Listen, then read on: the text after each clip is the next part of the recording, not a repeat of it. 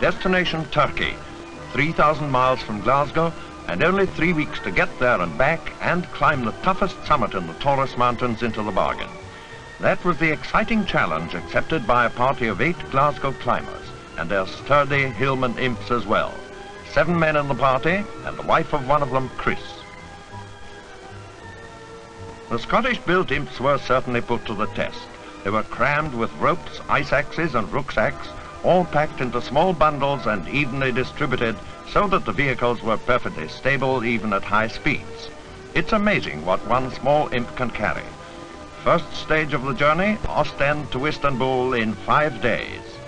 The travel routine was quickly established.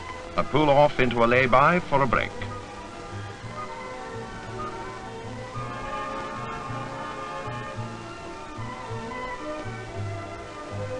Later on, in the wilder country ahead, there'll be the problem of taking evasive action against a cloud of mosquitoes that always seem to want to share the evening meal. Apart from the high-altitude rations, all food was locally bought. After a 12-hour drive over hundreds of miles of dusty roads, a plate of Yugoslav bully beef can look as tasty as haggis. Eddie sticks to bread and butter.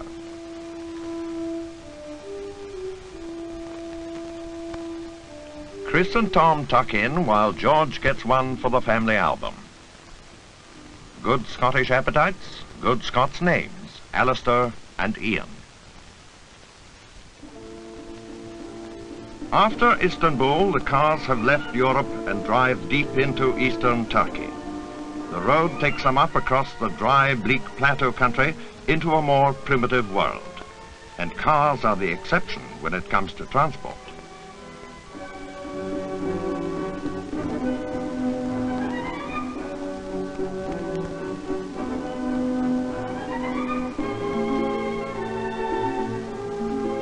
There's no doubt at all what he thinks of the expedition.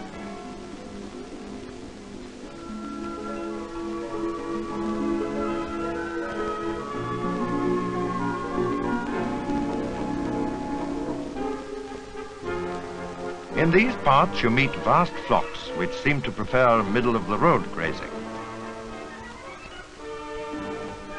The cattle are not exactly up to Aberdeen Angus standard, for water is at a premium in this lonely countryside. The roads begin to deteriorate too. The good surfaces that have helped the party so far now disappear. The local authorities in these parts think nothing of leaving deep irrigation ditches across the highway. But the Imps, with a bit of care from their drivers, take these hazards as they come. But suddenly, the moment that anyone who has taken part in an expedition of this sort never forgets. The moment when somebody says hurriedly, "Hold it! What's that away there to the south?" And there before the climbers is the target of their weeks of careful planning. Demir Kazik, the giant of the Taurus Mountains. Demir Kazik, in English, the Iron Mountain, stands on the right. A sinister rock pyramid which overtops all its neighbors by 1,500 feet. It is the grim guardian of the eastern end of the Sicilian Gates. One look at it and the expedition realizes that now it is the end of the road as far as wheeled transport is concerned. Here, base camp is set up with Chris as custodian. This is a world where the donkey comes into his own. Though he's loaded down with ropes, rations, and what have you, he stays unperturbed, like his master, Mehmet. Incidentally, Mehmet's charge for his brace of donkeys works out at half a crown per person. Pretty good value in anyone's language. Among the locals, there was great competition to provide the donkeys for the expedition, but it's soon very clear that a wise choice has been made. Between them, Mehmet's donkeys carry all the party's equipment.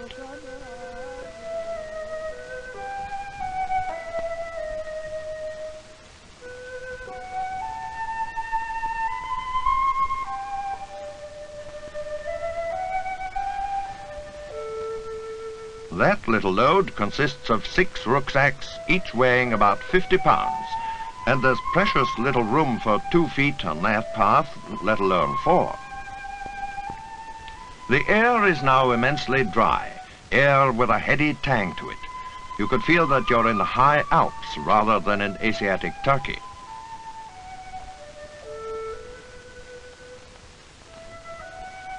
Well, that's one way to use a photographer's tripod. But even a Turkish donkey needs a bit of extra encouragement over this tough ground. Yet this, after all, is still the foothills of the peak. The real climbing lies a long way ahead.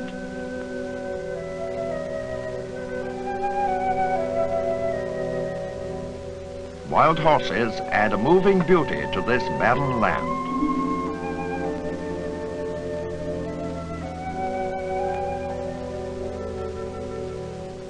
This is dry country, so no climber misses a chance of a quick one whenever a water hole presents itself.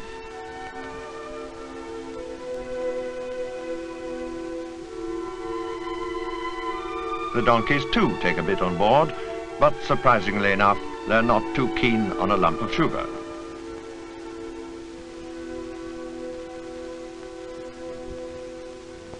Time now to sleep at the high camp, 5,000 feet up. No need for tents in this cool, dry air, and no need to count any sheep after a day like that.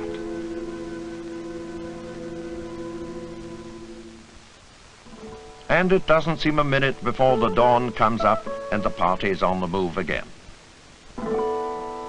Now they're fairly at grips with Demir Kazik. In these early stages, it's fairly uneventful from the rock climber's point of view. Geologically, the mountain is built out of dolomitic limestone, a firm, compacted limestone that promises good foothold when they reach the really steep rock faces higher up.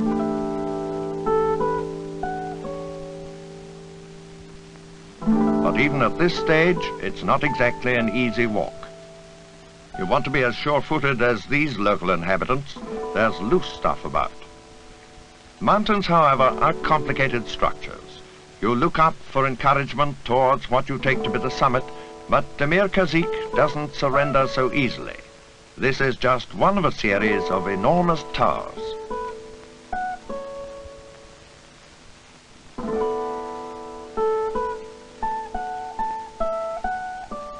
That's Kenny on the bottle. He's the most experienced climber of the party. Later on, he'll be in the lead on some of the tougher rock. But at this point, every one of the party could do with a drink. These limestone mountains under a fierce sun can be extremely dry.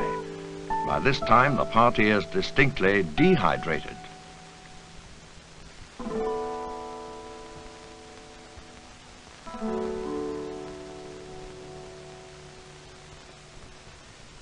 These fellow climbers were quite friendly, however, and amazingly agile on this rough ground.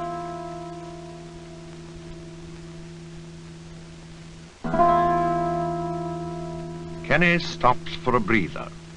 The sun's fully up by now, but luckily the route so far has been in the shade. The party has made good time on the journey.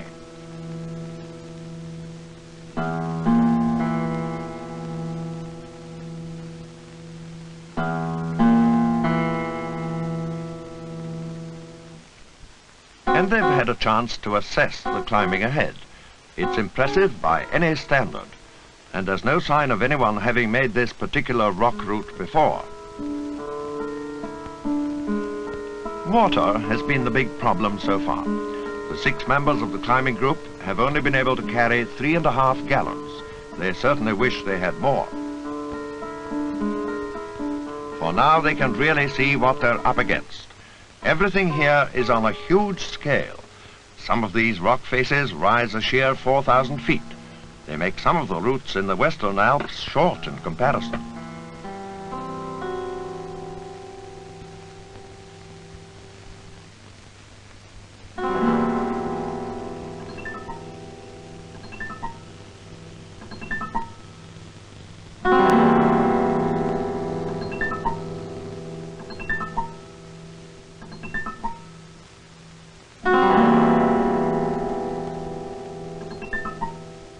Time now for serious work. The rock steepens. Kenny, the man with most experience, takes the lead, and the party rope up. The leader recce's ahead before he gives the orders for the party to move on.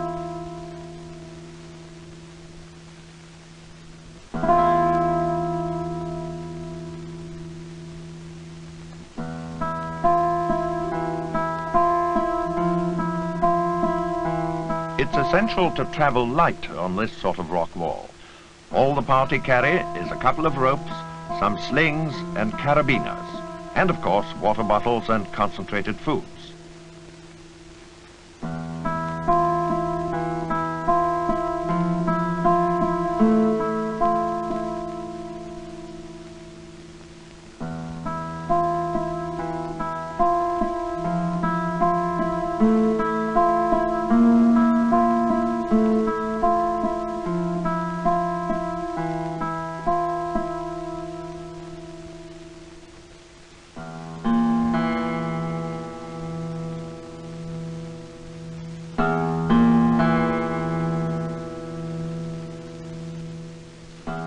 The cameraman hasn't had too easy a time of it. He's had to lug his camera up and perch it at almost impossible places to get the right angles for this film. Still, he knows it's worth it, for this is spectacular country for the filmmaker.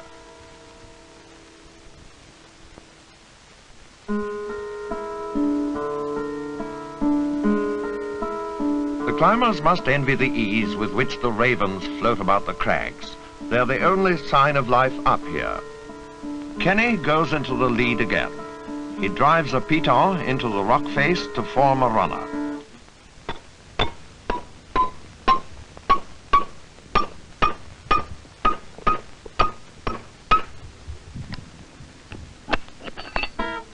The carabiners clip through it, while down below, Alistair is keeping a firm hold on his end of the rope. If Kenny should slip, he won't fall far.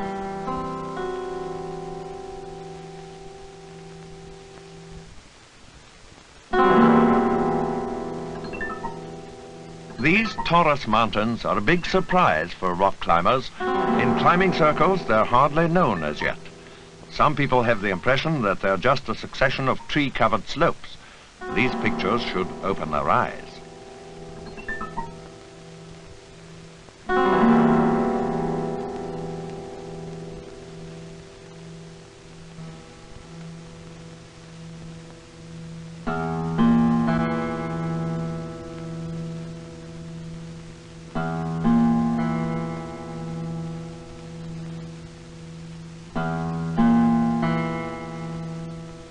The rock steepens again. Time for another running belay. The technique is simple when you know how. Make sure your piton is really firm, otherwise you'll find yourself in trouble. The leader now clips his rope through the carabiner.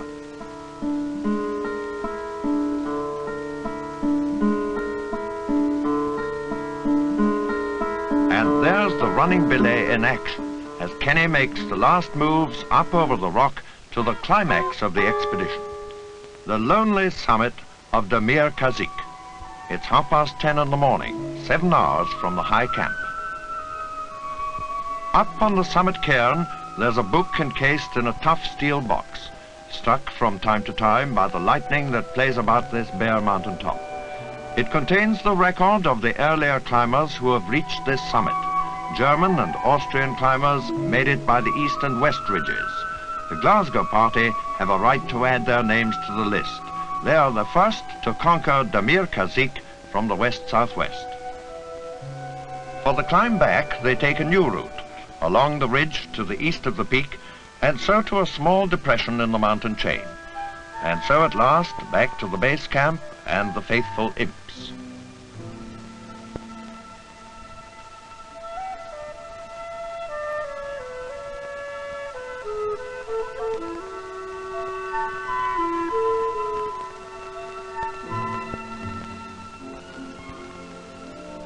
So to the return journey.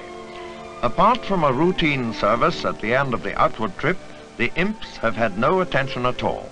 They haven't given a moment's trouble.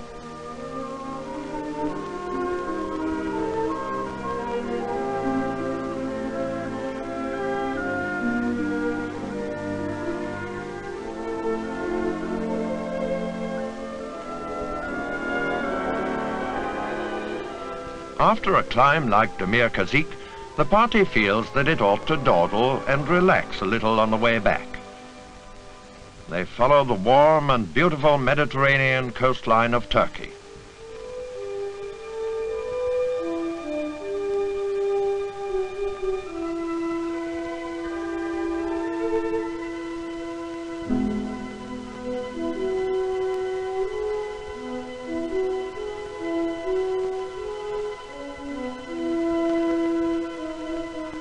From Istanbul, again following the coast across the frontier into Greece and to the welcoming shores of the Aegean Sea. And how delightful to cool off here in the warm, soft waves of Greece's little Riviera.